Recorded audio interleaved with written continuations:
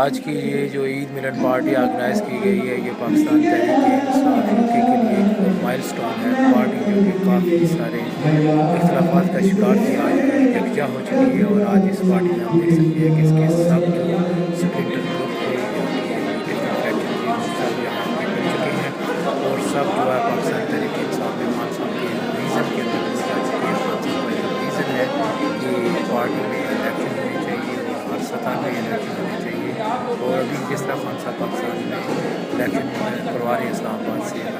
پنجاب میں، تو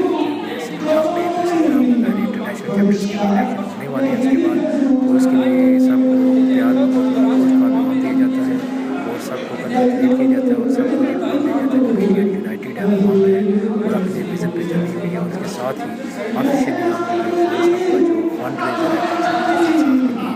جو کہ فن روڈ پہ داس سینٹر میں 18 اکتوبر کو شام 6 بجے ہے،